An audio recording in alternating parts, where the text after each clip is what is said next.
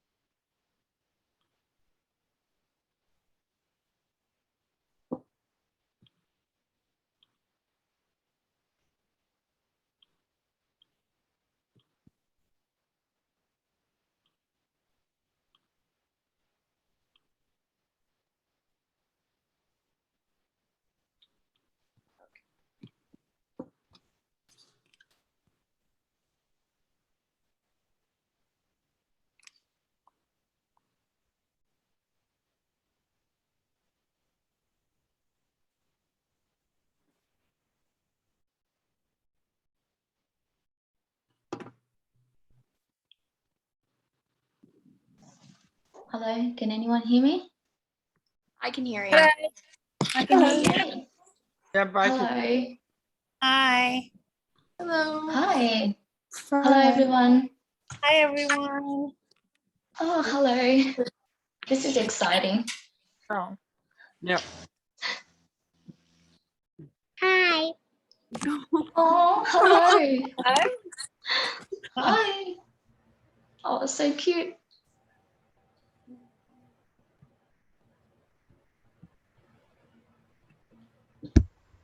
I love your accent.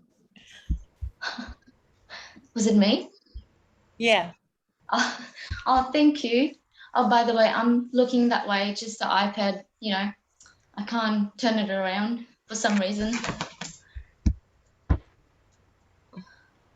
Sorry, guys. I'm still adding everyone in. Yep. I'm probably going to be switching over to my laptop. Just letting you know if you see two of me with the same name.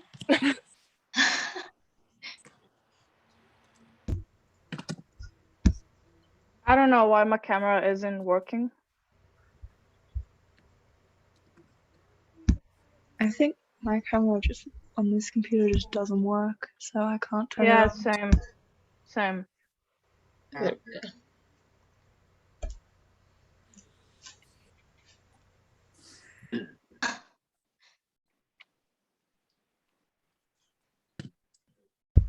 Hi. Oh, This shoot. mess? Hi. Hi. Hello. Hey. Hey.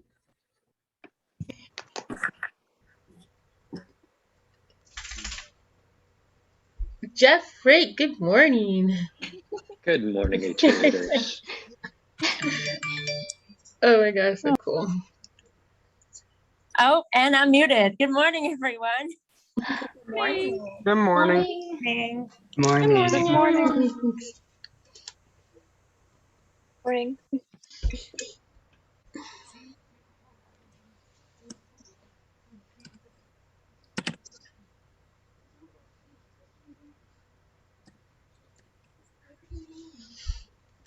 All right. We have about people if you want to go ahead and get it started. Oh, hello. Oh, Oh my God.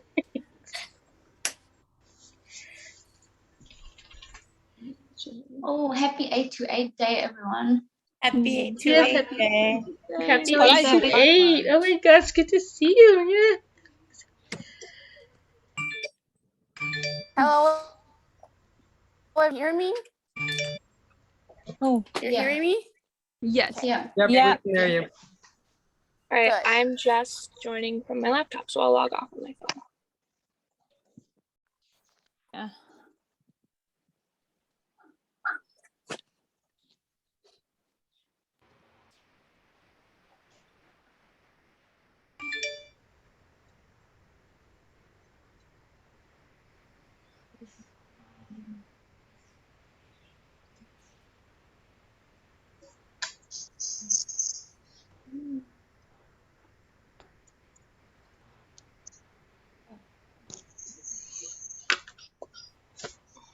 So, anyone have any news for us? Yeah. What's the news, guys? Are we getting good news today? I hope so. Simply. Cough once for yes, twice for no. I really hope so. Come on, Jeff. Well, first of all, if you're asking Also, me, hi Jeff. It's an honor for you guys Hello. for you here. hi. So who are our organizers today? I know Jasmine And then Rima as well. and Rima. Well, first of all, Jasmine and Rima, that's so cool for you putting this all together. Number one, thank you for that. Number two, nice to see all of you. And what a pleasure it is to just be able to have a conversation and check in with some of our greatest fans. So that's super cool. I believe I know I just saw Mahira is here, and I can't see everybody, but as other special guests show up, let's call them out in the chat. And I'm sure we'd all be happy to answer questions. I'm not talking too loudly because my 19-year-old son is asleep on the other side of that wall. I figure I'm not going to wake him up, so don't mind me if I'm speaking a little bit quietly. As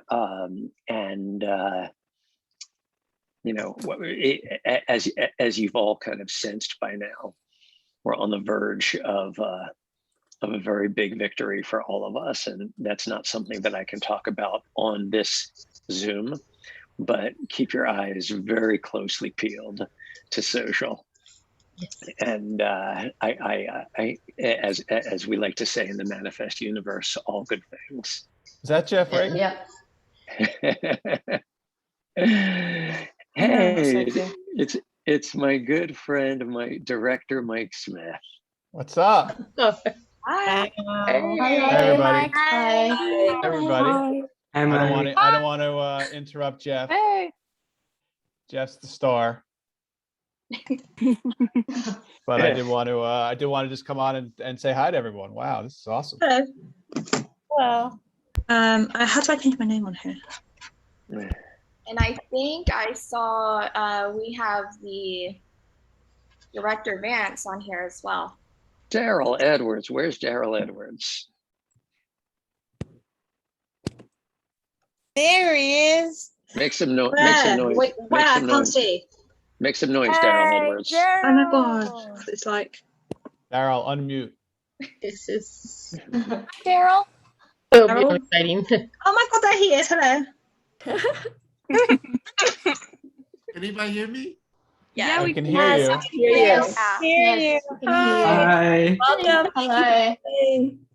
I was doing Vance face for like 5 minutes there. Hey. Hi. Hey. Hello. Very cool. Good How are you, morning. Daryl? How are you? I'm good. Everybody looks great. Look at you guys. Hey, Jeff, how's it going, brother? It's going really well, Daryl. It's a happy day. I'm here in New York City. Are you here in New York City, Daryl?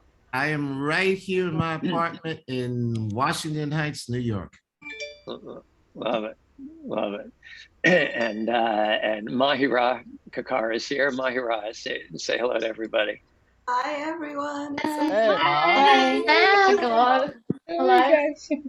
I think I'm 4 blocks away from Daryl. Amazing. We do. We live in the same neighborhood.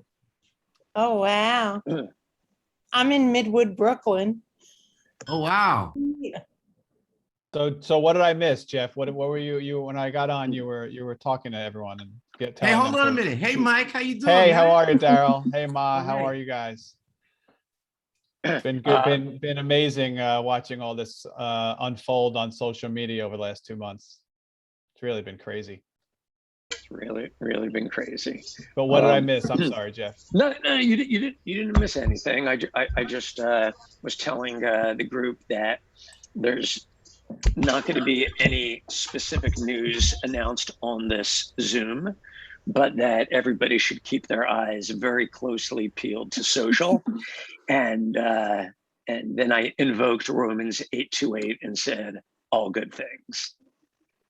Let's go. Well, I will say this. I got up this morning. I brushed my teeth, went outside. I had to deal with something, and then I came back in and I looked. I literally, it was the first time I looked at my watch in the morning, and it was literally, it was 8:28. Get out of town, man. Wow. And then I looked back, and then I like took a break, and I looked back down. It was 8:29. I was like, did that really happen? Wow. No, it's a good. Yesterday. Let's hope. There And was a peacock in my backyard yesterday. What? There was a Oh, peacock. yes. You posted it on Twitter. Yes. Yes. I don't know if Yes. Jeff saw that. The peacock. There was a picture. She had a peacock in her backyard yesterday. She took a picture of it and posted it on Twitter. He's always around. He's always around. that's Guys, pretty we're cool. together. We're Where having do you a li- coffee together. Where do you live, Maria? Brazil. We are Yeah. in Brazil. Oh, wow. Very cool. Ribeirão Preto. It's in the state of São Paulo. That is so cool. So how many time zones are represented on this Zoom? Say a lot. Oh, Put it in, California. put it in the Probably chat. all of them. If you're in an unusual time, I don't mean unusual, but if you're not on West Coast, Central or East Coast American time, put in the chat where you are so we can all admire. I see a mountain, a central, 6:30 p.m. somewhere. I St. am Petersburg. from Brazil as well. Holly, United Kingdom. Cool. Oh wait, I just see that Jeff. I see that Jared Grimes is on. Oh, yeah, that's what I was gonna say. Give us. Oh, look, it's Jared Grimes. It's Adrian. It's Adrian. Good morning. Good morning. What's up, Jared? Morning. Brother Hey, how you doing, Adrian. man? Brother Adrian. Good morning, brother Jared. Hey, Jared, how are you?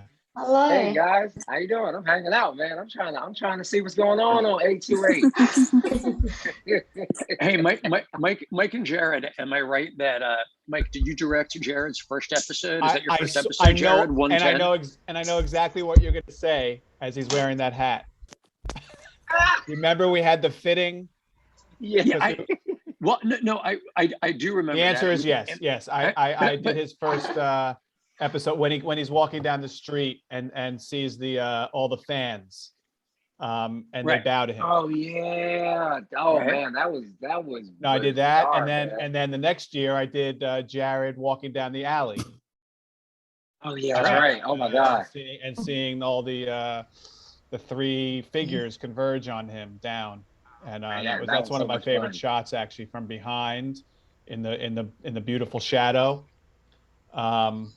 But I remember we were doing a test on his hats, Jeff, and that was how much we're gonna see. We don't want to lose his beautiful face. I was very particular about those hats, wasn't I, Jared? I mean, you tried about 97 of them. I think I might have a couple of them on my phone from the fitting. I enjoyed it. It was all about trying to see which one would pack all my hair under it. So it was crazy.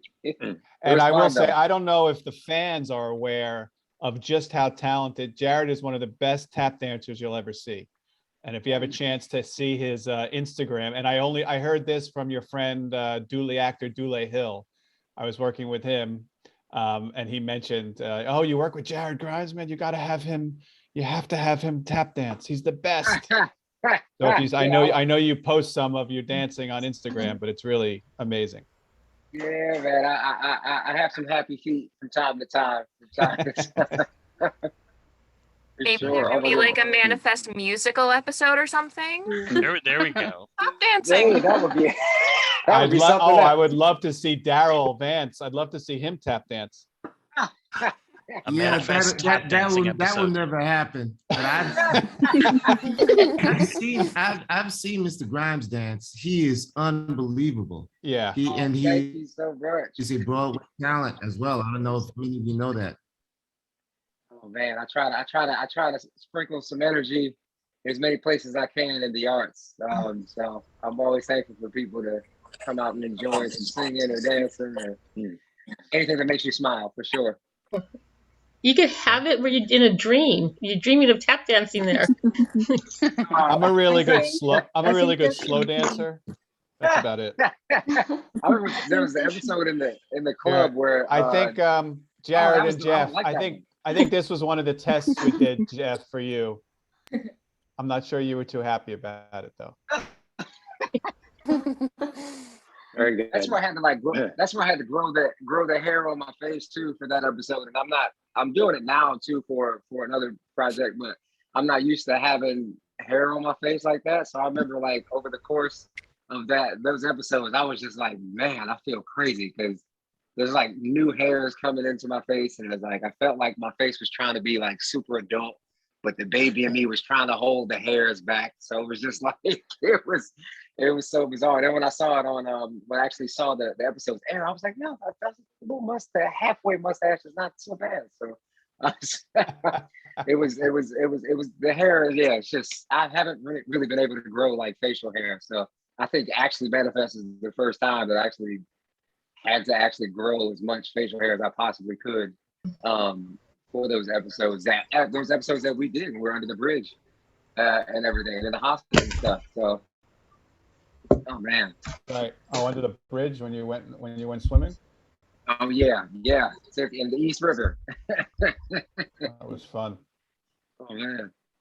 And it's funny too. People always say, "Oh man, we should have Adrian dance," and I was just like, I feel like Adrian. That's the exact opposite of what. Like I'm like in my mind, Adrian has like no rhythm because when we did the club scene in season 2 as well too, the director was like, "Yeah, Adrian should be dancing," and I was just like, I don't know how Adrian dances. So I was like, I don't think he's the coolest guy here at all. Was that Johnny D? Johnny D. Yeah. Sagonzak? Yeah. Great director. That Well, was if fun, Jeff had had his way, I don't want to speak for him. I'm sure it would be a Billy Joel Manifest musical. awesome. I know Jeff is a very big Billy Joel fan. Yeah, that would be awesome. Like a moving out style. Like a moving out. So Jasmine and Rima, this is your Zoom. So you could ask us questions. I see Mahira sitting there waiting patiently if anybody has any questions for Ma. Little did Ma know when she booked the part that she would be the last face that you would see in the final frame of season 3, staring agog at the disappearing airplane. She thought she just booked the part of a snooty scientist looking down and throwing attitude at Sanvi. Little did she know that she was going to be pulled front and center into the Manifest mythological lore. Anyway, without touching on Netflix or NBC or what's happening next, I'm happy to talk about anything creatively. And I'm sure that Ma and Jared and Daryl and Mike are happy to answer questions as well, behind the scenes, story questions, anything that's on your mind. So Jasmine and Rima, back to you if you want to take over Master of Ceremonies. Yeah. Rima, did you want to ask the 2 questions we had just to kind of get things started, and then we can pass it off to anybody else who may want to ask questions? I know we have Cindy who's looking on the chat. I don't know. Cindy, are you on here yet? Yes, I am. Okay, I see you. I will pin you. And then Cindy, if you see any questions, you can just pop on and ask those for those who may not want to speak. But Rima, you can go ahead and start with yours. Okay. So this was mainly for the fans. Just wondering if there's any really out there theories that the fans have on Manifest, like what really happened to the plane? Like if you have any crazy theories that you want to, talk about while we have Jeff and, some of the cast members here. So might be able to manifest some plot points. yes.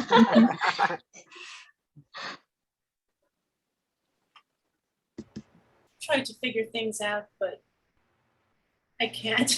I mean, I've tried to think of these theories, and it goes in so many directions you just can't even begin to imagine. That's just where I just leave it and I watch and I just say whatever happens is going to happen. Yeah. I've always been considering that it could be like an alternate universe, actually. That like. Yeah, that's it. Yeah. I agree with you. I have a theory that it's a time loop. That's what I think too. I think they went to limbo for 5 years because they didn't age, and in limbo you don't age. Yeah. True. All my theories have gone out the window. I don't have any. Hey folks, just to interject, I don't want to interrupt the proceedings, but we have another special guest on here. Dr. Gupta has a snooty, not assistant, but has a snooty doctor on her team named Dr. Bustamante, who likes to kind of look down his nose at Sanvi and throw shade. You'll certainly recognize him from Eureka. Paco, you make yourself known to the group. Hi, everyone. Great to be here. It's an honor There to be he here. is. Galileo, he wants to say hi. Did you see hi? Jeff, everybody, great to be here. It's an honor to be a part of this. Oh. Good to I'm see only you. familiar because Jeff wrote it that way, by the way. That's right. He was not typecast. In fact, he's playing very much against him. And Paco, remind us tell us who's sitting on your knee there. This is Galileo, who's had a rough go this summer. He just got out of the hospital yesterday for an asthma thing. It's okay, we're fine, but it's been a little bit of a rough summer. Anyways, but yeah, he's happy to be here. Glad he's okay. Aptly named for the manifest conversation, Galileo. Yeah. Okay.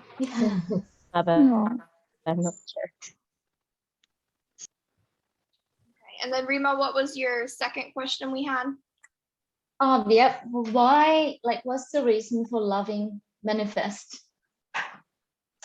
Like, what's so special about it?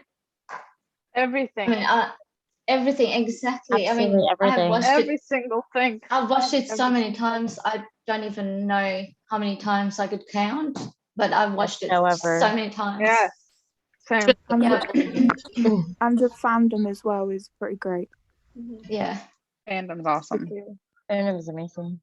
I think for me, I run a fan account and we've raised a lot of money with all the manifestors in the name of Manifesto for St. Jude's Children's Hospital. I think we've raised over $600 now. So awesome. That's great. Amazing. Yeah. Thank you. Tristan, were you saying something? Yeah, I was saying, I think for me, I love every part of Manifest, but I think specifically just like how constantly it keeps you thinking episode by episode. Like you feel like, oh, you know what's happening, and then it's like by the end of the episode, you're like, wait, what? Like this happened? And also, I feel like there's certain elements of like different characters that I've like personally connected to, or like I sort of like relate to in a sense. But I think just overall, especially because I grew up like loving TV shows, like everyone probably here. But for me, it's always just the creative and like the time it takes to put into a story. Yeah. I don't usually watch TV shows, but Manifest was the one that I'm really attached to. Yeah. Same here. The on the chat it says Evie has a question for Daryl. I don't know if Evie Yeah, I have one for Daryl because like I found out, I don't know if it's true or not, but his character was like dead, but then he wanted to come back. So I was wondering about his opinion on that. Like, did he get a say in that, like Vance's character returning? No, you don't get a say. what happens is this is what you get. You get a call from Jeff Rake, and he says, "Hey, pal, how you doing?" And I say, "Doing great," because you're always a little bit nervous when you get a call from the showrunner, because it can only mean two things. And one of them's not so good. And he says, I think you said I got some good news for you, some bad news for you. I think and then you just went on to explain that it was important that, I'm talking about Jeff, went on to explain it was important to have a sacrifice of an important character at the end of the season. So it was, I've told the story before, you know, you would think you would feel very sad at a moment like that, you know, but I was so proud of the work that I'd had an opportunity to do it. I always wanted to do a part like this, that it was a real Zen experience. So I was like, okay, all right. Okay, well, look, you know, thanks for the opportunity. And I didn't actually feel sad. It was weird. Even on film, the last day of shooting, I didn't feel sad. And there's a tradition when a character's leaving a show, someone from the cast or the crew will say, and this is a series wrap for whomever. So this is New York, by the way. I don't know if you can hear the fire engines. In my case, it was Josh. This is a series wrap for Daryl Edwards, and everybody claps. And that was the closest I came to feeling bittersweet about it, you know, as you leave the studio for the last time. But then at the wrap party, I was one of the last people to leave the wrap party. Everything was winding down. And Jeff comes over to me and he says, look, I just want you to know that you're going to be back. And that was amazing. I wanted to ask, how is this going to happen? I didn't ask anything. I left that party. It felt like I was walking on a cloud. So so that was my experience at dying and then coming back to life. Thank you for the question. Thank you for answering.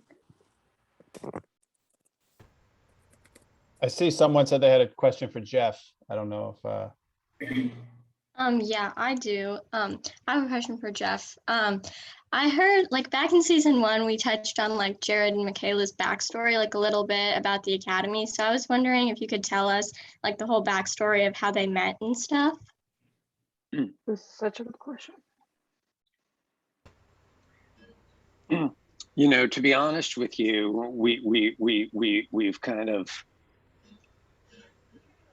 played with that a little bit in the writers' room over the years, because originally in my mind, I thought that they were high school sweethearts. And then, and just to step out for a minute from I'll come back to the specific question in a second, but just so you know, if you've read articles about the show or any interviews that I've given, on the one hand, you've seen me talk about how, you know, I had the whole thing, you know, figured out in my head. I had this 6-year roadmap for the show. And it's true on a certain level in that I've always known the end, and I've always known a bunch of things that were going to happen along the way, right? But as you all can see from experiencing the show and absorbing 42 episodes, there's so much, right? I mean, there's so much mythology that's been established. There's so much relationship history that's been established. And I didn't come up with all of that. You know, the writers did that with me. And I've always had, and you see, when you watch the show, you see it's written by a bunch of different people. And the reason I'm bringing this up is just because even though I'm the creator, you know, of the show, and even though I'm the architect of all of the, you know, big story moves that you've, you know, experienced, and should we be so lucky to continue the big moves that we continue to experience, it's very much a group effort. And I lean very heavily on my writing staff to fill in all of the details, right? So in many ways, the other writers of the show are co, creators of all of this history and mythology. Anyway, I just wanted to say that because originally in my mind, I thought, Jared and Kayla and Evie, all went to high school together, all grew up kind of in the same neighborhood. I wanted them to kind of have that shared history. And then in the writer's room, that sort of evolved into them meeting in the academy, which we allude to as you well remember. So that's kind of what we went with, and I always thought it was important that Jared and Michaela, had a historic bond that kind of was formed as Michaela was, on a journey. And we haven't talked a lot about this in series that we've implied it, but for me, it was always important that Michaela's character not only be on a path of redemption, but that we establish that she was someone who had been on a lifelong journey of redemption. So to be a little more specific about that, I always thought of Michaela as someone who was kind of on the wrong path in her early years, troubled teenager, wild child, very different from her buttoned down brother, and had maybe made some wrong choices, along the way. So again, I know we haven't gotten into a lot of that, and other than you're seeing that one night when Evie and Michaela were on the town, partying. You haven't seen much more, or well, also that little glimpse of them as little girls, scouts, girls, brownies, or Girl Scouts, when they were little girls. But I always saw Michaela as this wild child, and whose decision to join the police academy and go into law enforcement would have been something that took her, friends and family by surprise. And that was a conscious effort for her to kind of get on the straight and narrow. And yet, if you're a person who has demons, and that might be addiction, it was a very deliberate choice that we made, that Michaela had this DUI tragedy, and then when we met Zeke, we discovered that Zeke also had struggled with addiction. It was important to me to kind of have a bond between these two souls who had a lot of darkness in their background. So back to Jared and Michaela, for Jared to have kind of met and fallen in love with Michaela, as she had taken an active step to kind of move away from the darkness, of her past, and then try to be a better person, and then be rewarded for that journey to meet someone who may just be her soulmate, felt like an important crossroads, and the writers and I liked that concept, and so that's why we decided to kind of pinpoint the academy as a time that they came together. Sorry, that was a long-winded answer, but good Thank question. you for answering my question. Yeah, no, of course. Anybody have a question for Mahira, who is just sitting so I do. politely? Christine, ask Ma a question. To her friends, she goes by Ma. So if you want to be her friend, you can call her Ma. Okay. Ma, first of all, I want to say that along with Daryl, I think the two of you both had great character development in the way you started out as somebody that was kind of like an antagonist to our characters, but that moment when, wait, I can't see you on the screen. Where are you? That moment when you realized that that message was for you, and it sparked that memory of your grandmother, and it changed your whole way of thinking about it. That was beautifully acted. And I was just wondering, you know, when I first saw that, you know, I kind of made the assumption that it was written in Hindi because I had assumed that your character was Indian. So I'm curious as to why you think that your character knew Sanskrit. That's a really good question. Jeff and the writers' room, they're pretty amazing. And one of the things that I appreciated about them, other than like the really detailed work and the character arcs, was that they collaborate with their actors.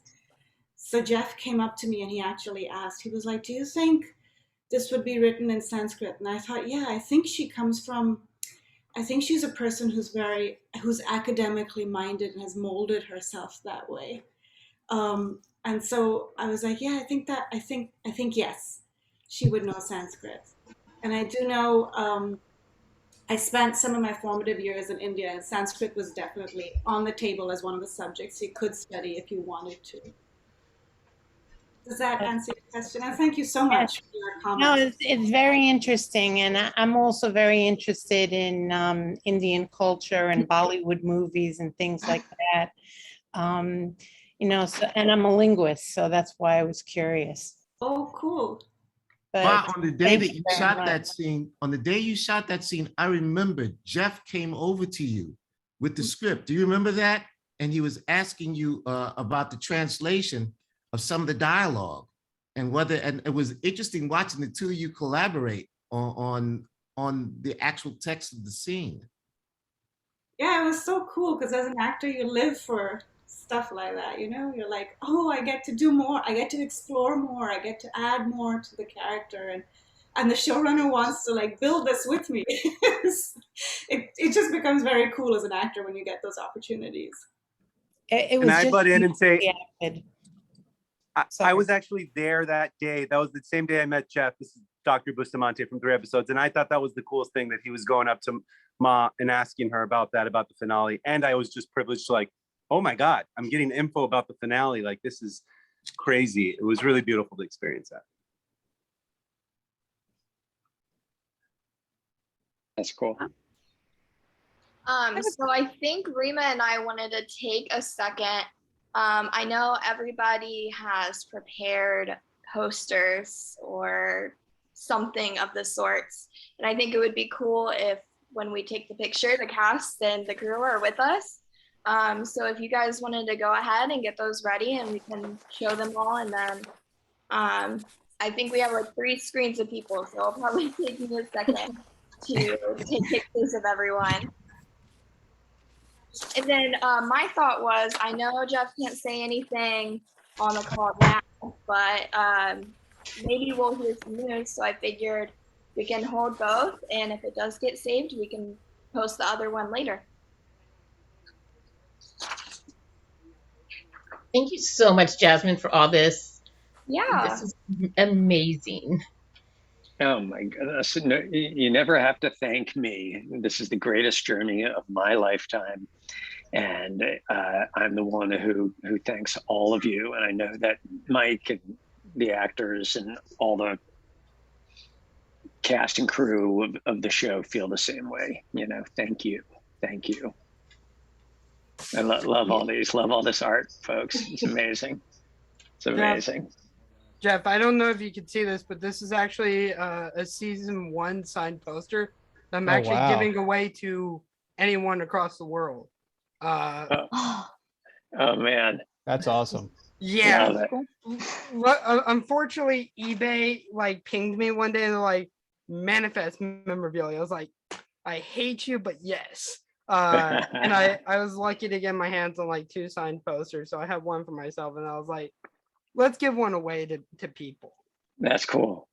That's really cool. Love all this. This is amazing. Oh man, nice work, So folks. cool. Wow, you guys are awesome. Incredible. Is everybody Incredible. ready to hold it up and we can take the picture? So great.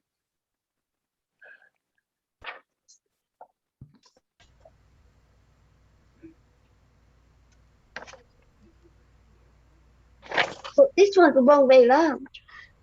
All right, and then if you guys have the second one and want to hold that one up so we can hopefully post it later. Mine has a lifeboat Love it. and H word. So good. So good. From your lips. From your lips. All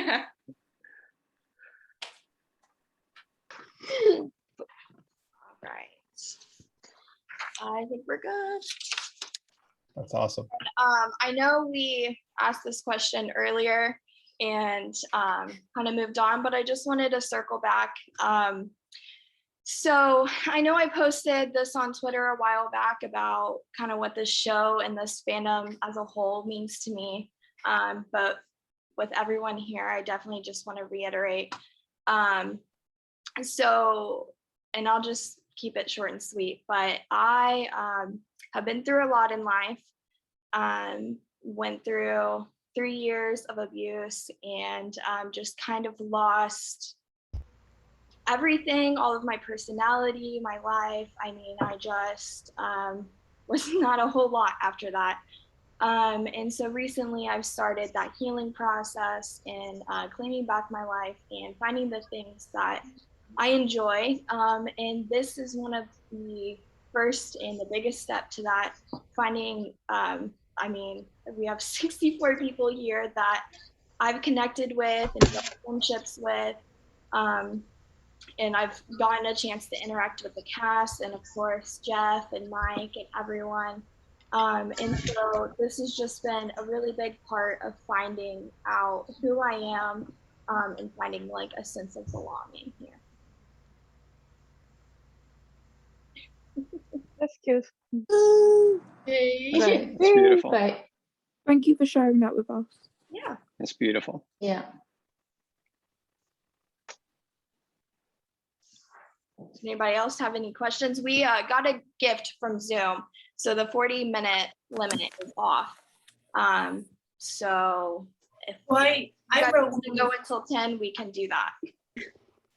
I wrote one earlier. It's driving me crazy. Where in a lot of those locations are in Queens.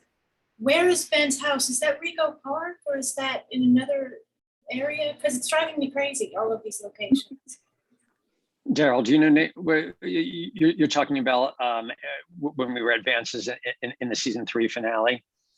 Well, no, in general, because like when they show Ben's house, I swear that's Rego Park, but it could be another area. I'm so sorry. Are you saying Vance or are you saying Ben? The Stone Ben, family? Ben, sorry. Yes.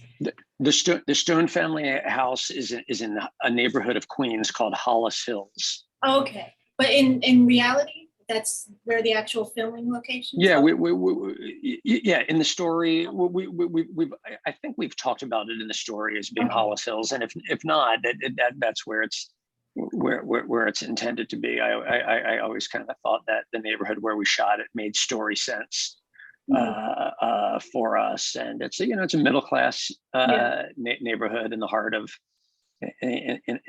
Queens, and in my mind, Ben and Michaela grew up in that neighborhood, and you'll remember in season 1, we flash back in episode 105, I believe, and we see Jared go and visit Karen and Steve.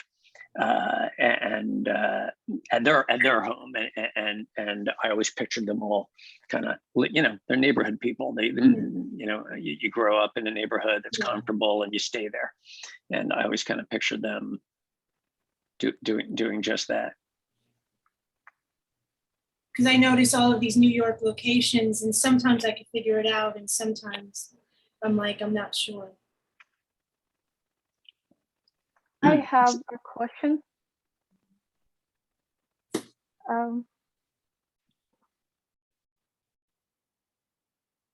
Yeah, go ahead. I'm sorry. Who breaks the character the most? Who break? Did you say who breaks character? Yeah, who breaks the character the most? So do you mean by that, like when they're acting, that they break character because their own personality kind of breaks through? Yeah. Is that what you mean? Yes. Well, what do you think, Daryl or Ma or Paco, if you remember, or Mike? Mike might have a good take on that. Mike knows these actors very well. Who breaks character most because their own kind of personal character? Well, I don't know. I don't know if she breaks character. I do know Melissa breaks into laughter a lot, which is a good thing. And sometimes the one thing I'll say is once she gets going, she can't. It's and this happens a lot on different sets. Once, and I'm sure it's like when you were in elementary or middle school and you were in back of class and you started laughing and you have the giggles. Melissa tends to get those sometimes. So and you can't get mad about it because she's laughing and having a good time. But and then it becomes contagious. So whoever is in the scene, whether it's Daryl or Josh or JR, then they all come on board. And the captain also, she tends to get the giggles as well. But again, that's as I've said to Jeff, in private, is really one of the best, if not the best cast that I've worked with. And I've directed some other shows here in New York and other places, and it really is just the ensemble of the cast is just both professional in front of the camera, which is important for the product, but also behind the camera, which is important for the morale of the crew and the writers and the director and everybody. You want it to be a nice environment to work in, and I think Jeff and everyone on this call that works on the show can attest. It really is one of the best environments to work in. And it typically is from the top down. So, I think that's a credit to Jeff and the actors. So, I've only directed 4 of these. So to even be on this call or a part of the fun on Twitter is just, I'm very lucky. But it really is. And the writers, besides Jeff, there's a ton of writers out there in California and all over that come visit the set when they're part of it too. It's really it really is, as you guys see, the manifestors, the family. It's like, well, we are that in Silver Cup and in LA. It's really just a close-knit group. It's great. So I will say that open. in between takes, Josh is like a 9-year-old. Like a 9-year-old boy. I am not even kidding. I am not even kidding. You have camera people, the DP, director of photography, saying things to Josh. Don't put that down. Stop it. Stop it. Don't touch that. And he's like an incorrigible 9-year-old in between takes. Yeah, I can agree. I can attest to that. I had a question for Daryl, actually. Somebody asked if you and Josh have a real life friendship, or if it's just on set or on camera. Josh is a great guy, and they hate each other. They hate each other. I've had to hold them apart. They're just going at. I'm just joking. They love each other. He's a great guy. We have so much. I think maybe one of the most fun days I've ever had in my life was the first episode of the 3rd season where we were on that truck. We were laughing so hard. We were having so much fun. So yeah, he's a pal. He's a pal. And then I had another question for Ma, asking why do you think Gupta looks down on Saanvi so much? Is it that you're threatened by Sanvi, or is it just kind of like a tough love type thing? That's a good question. I think it's because I think, Jeff, correct me if I'm wrong. I think it's because she feels that Sanvi is a scientist and is veering away from the science part of things, and that she's becoming ushy-gushy about it. And she's like, there's no place for that in science.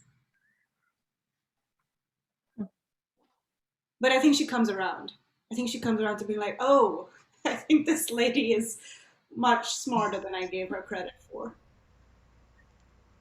And then it looks like we have a hand raised. Caitlin, I don't know if you had a question. Are we gonna get some bloopers in the near future? I hope so. It was disappointing in those early season DVD releases that there were no extras. You know, truthfully, I didn't even know like the DVD was coming out, and all of a sudden, you know, we got sent an email saying, "Hey, the DVD's coming out," and I think that happened twice. So hopefully at some point we could put a bunch of blooper outtakes together. There are a lot. And you know, it just requires our editors having time to go through and synthesize them. And I'm going to make a note of that and talk to our post producer. And if we're lucky enough to continue, hopefully as a side project, we can put that. I know that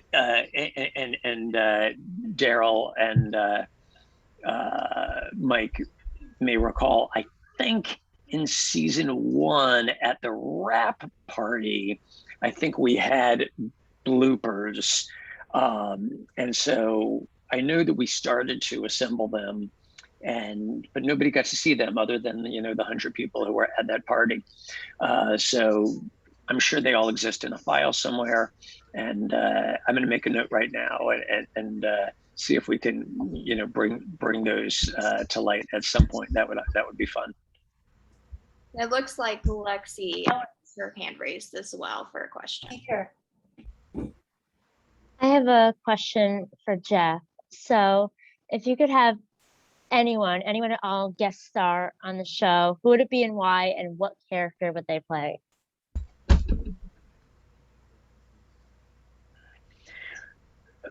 Well, I think that's so hard.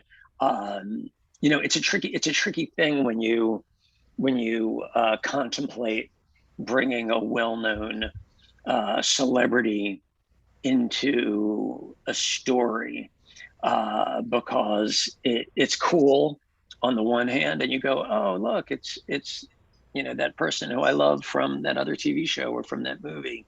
But even as you're thinking that, you've kind of stepped out of the universe of the story, you know? And so it's a double-edged sword to kind of, you know, stunt cast a character on a show like Manifest, because, I mean, you may disagree, but I think most people don't want to be reminded that they're watching a TV show.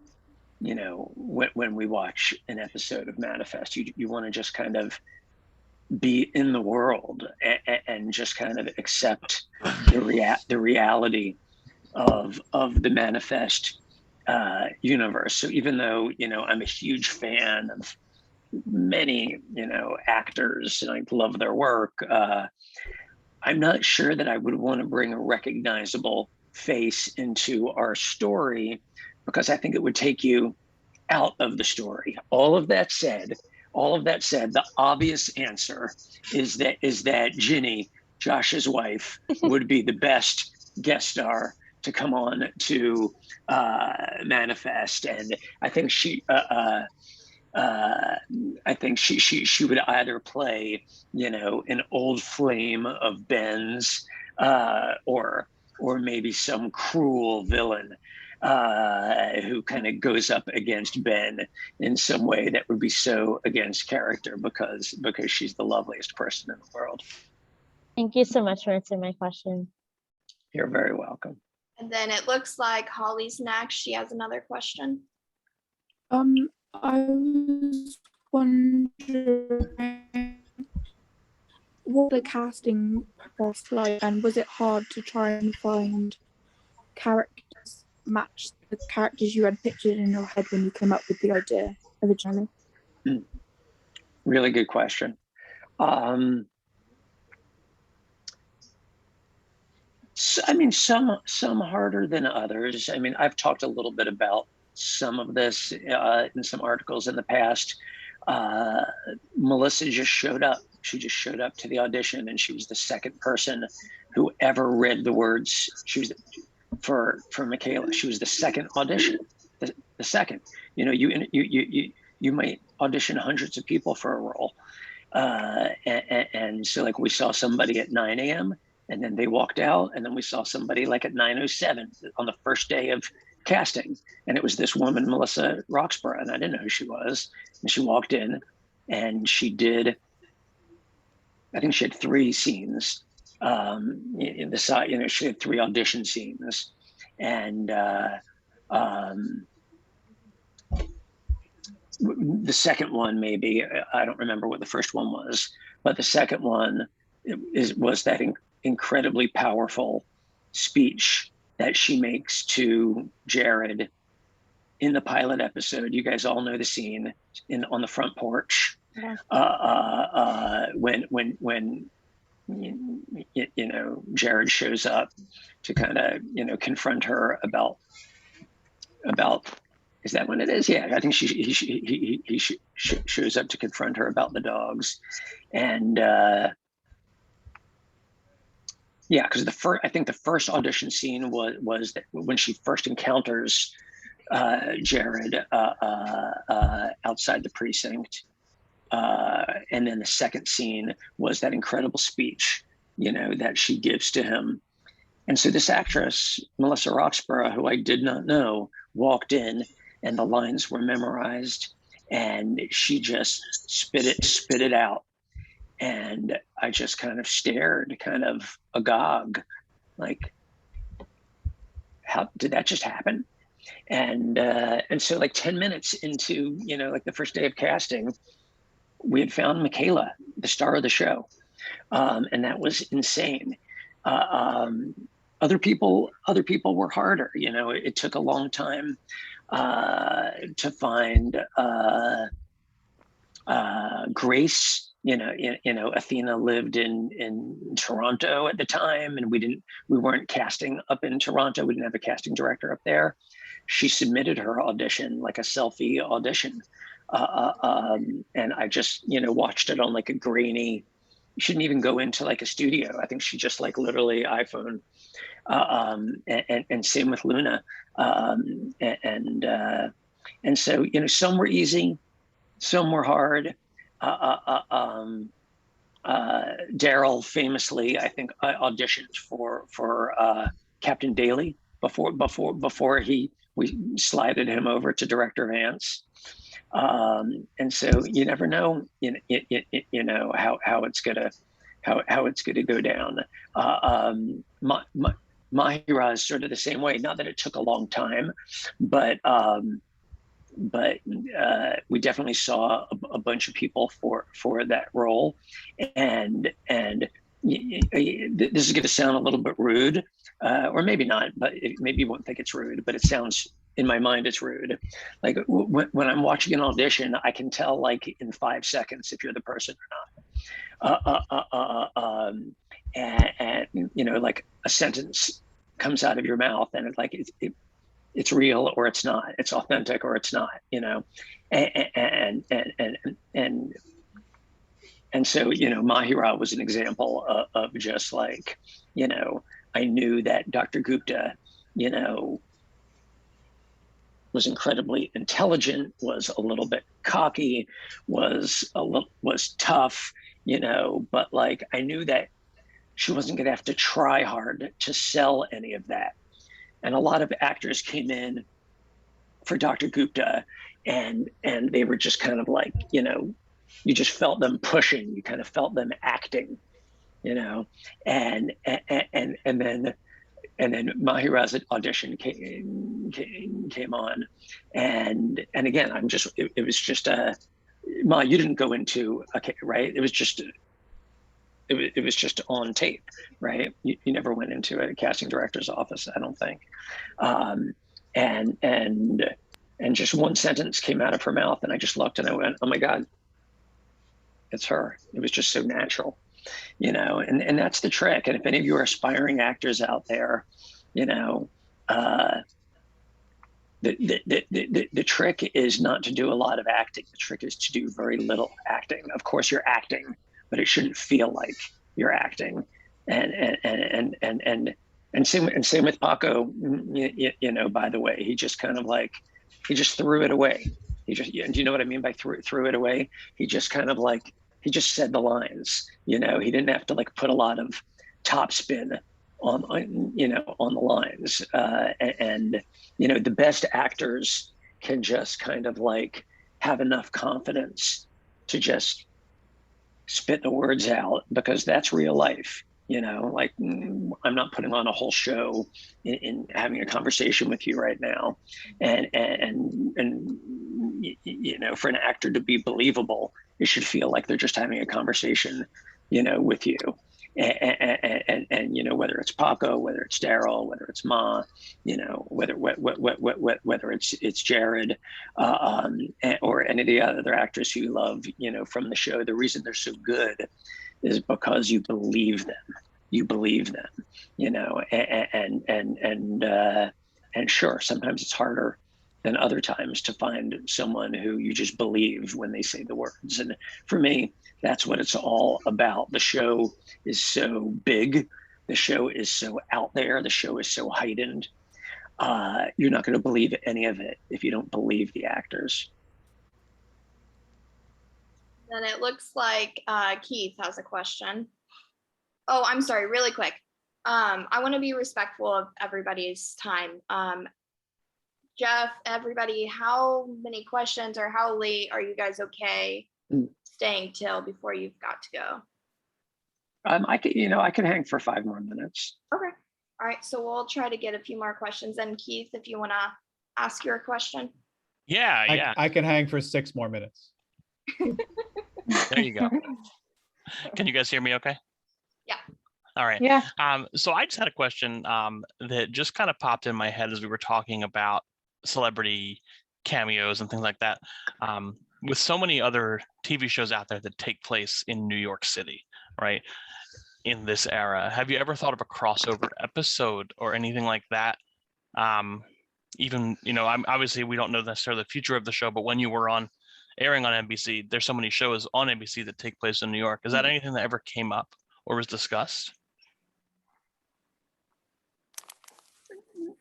I mean, never with a lot of seriousness. I mean, but we did talk about it. We did. I mean, there's New York-based NBC, top shows, for example. So when, being on NBC, there was a world in which, you could kind of step over into kind of like a Dick Wolf cop show environment. Ultimately, it never really, made sense because, you'd just be leaving the mythological universe. And, our show has never really touched on politics. We've rarely touched on pop culture. And those have been deliberate choices just because, the show exists in a very specific universe where a plane disappeared and came back 5.5 years later. And, over in SVU land, that takes place in a world where a plane never did disappear and come back. And so it fundamentally kind of broke the universe to contemplate stepping over into another show. It would be fun, of course, but we never really got into a serious conversation because I've always felt we had to kind of protect the integrity of our story universe.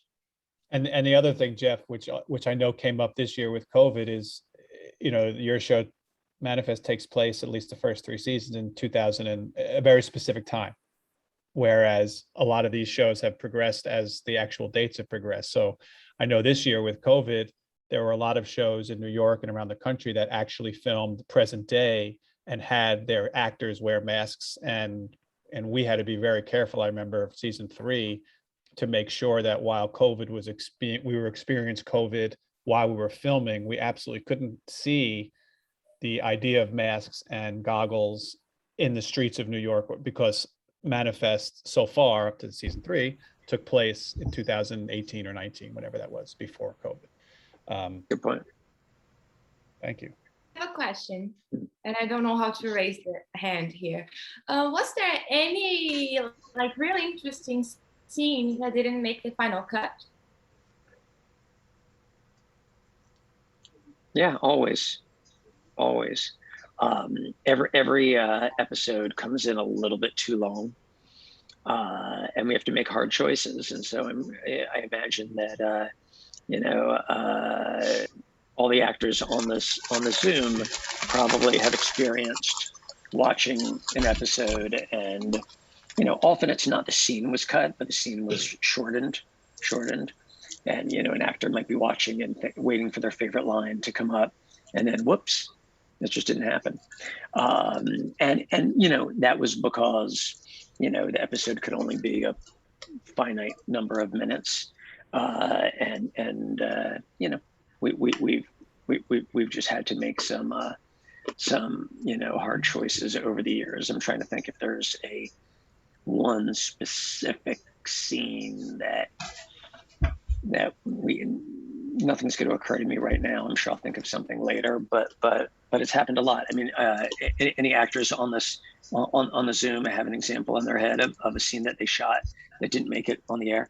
We shot one scene where we were in Vance's office, and we had like, I think there was like 8 or 9 people in the scene, people who were working the investigation. And because of an error that doesn't matter, I'm pretending like I know why I didn't make it in the show. I have no idea why I didn't make it in the show. I thought maybe an error had been made in something, but it was a great scene. It was a great scene. I don't know if you remember that scene, Jeff. The other thing that does happen is that Jeff and the director, because we have different directors working different shows, will actually make you a better actor, because in the editing of the scenes, sometimes they will tighten the performance. They'll cut out lines that don't mean anything so that you get to the point of the scene much quicker. And when you see it on TV, you're like, wow, I didn't realize I was that good in that scene. I was really good. And it has a lot to do often with the editing. Well said. I had a quick question for the casting crew.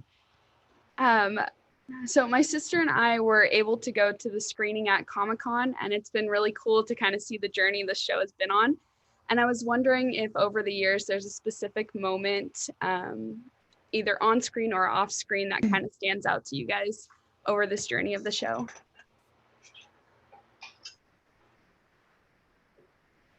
I'll jump in for a second. I mean, the season 1 launch was insane. San Diego Comic-Con, New York Comic-Con. It was crazy, and they wrapped a hotel in San Diego. Picture an entire hotel, like an entire 10-story hotel, wrapped like a bus with a Manifest poster. So I'll never forget that. That was just crazy. But it's all become kind of a blur for me. But the best in general is just the behind the scenes camaraderie, and there are a million images in my head of just laughter and hugs and high fives and exhaustion, and Mike and I making stupid jokes at 4 a.m. just to kind of get through, and all the actors on here just kind of like kicking it together during the downtime. The hardest part of making television, folks, is everything you don't see. and most of it is just like sitting there waiting. Hurry up and wait. Yeah. Yeah. Waiting for the sun to go down, waiting for the sun to come up, waiting for the truck to come, waiting for the truck to get out of the way. I mean, and for these actors to be able to just kind of like turn it on when the camera rolls is amazing. And battling the elements. I mean, we've shot outside in the bitter cold, and you would roll camera and the actors would have to take off their jackets because in the story it wasn't cold out, or they weren't wearing a jacket in the last scene, so they can't all of a sudden be in a jacket now, and so I mean, there's just a million stories like that, and I know there's nothing kind of particularly cool or interesting about that, but that's the stuff of the memories, just kind of those everyday moments. I have one. I'm sorry. Go ahead, Mike. I was just going to say, because it involves you, Daryl, and well, it involves Ma, but I wasn't there for the big finale. But I was so happy when I got the scripts for 303 and 304 that I was going to be able to shoot the big reveal in Eureka. And to me, while I love everything I shot in season 1 and season 2, but to be able to shoot the end of episode 3 with Daryl walking in and being shown it, but then the audience doesn't see it, and then to be able to show this thing that the amazing crew had been working on for months. I mean, to put this plane, we have a plane in Long Island City sitting there, and I knew what it was going to do for the audience, and so we really, and then Daryl reveals it to Parveen and Josh, and it was just, I was so happy to be able to open the episode with that. And I knew that the fans were going to go nuts when they saw it, even if they had a sense of what was coming, to actually see because these were real plane parts.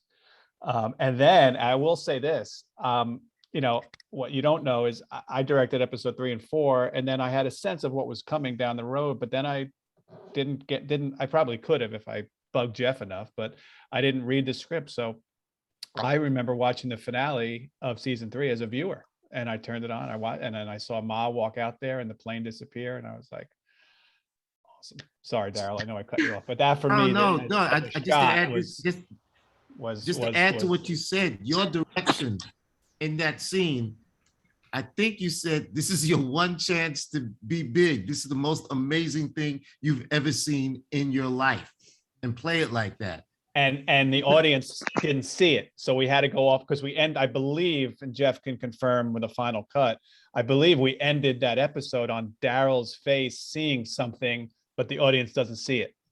And then we went right to That's credits. Exactly right. And you kept saying to me, no, this is the most amazing thing you've ever seen. It's almost the opposite of what Jeff was saying about casting less is more. I was like, no, this is like a holy shit moment. I was trying so hard to be Sidney Poitier. I was trying to be very, very cool. And you kept saying, cut. No, Daryl, it's the most amazing thing you've ever seen in your life. Bigger. That was fun. Yeah. Now he's going to, if I ever work with Daryl again, he's going to say, you want me big, right, Mike? I'm going to, no. All right. Thank you, guys. I think we're gonna end it here to respect everyone's time. I know Rima and I wanted to ask. Jasmine. Yes. May I just link my petition in the chat? Yeah, go ahead. I'm proud to say that it's reached 95,106 signatures as of right now, and hopefully counting. It's just so amazing. Awesome. If anyone hasn't signed yet, it would be amazing if you did. Thank you so much. Awesome. I know Rima and I wanted to ask really quick if we could get a picture with the cast and crew, just really quick before we let you guys go.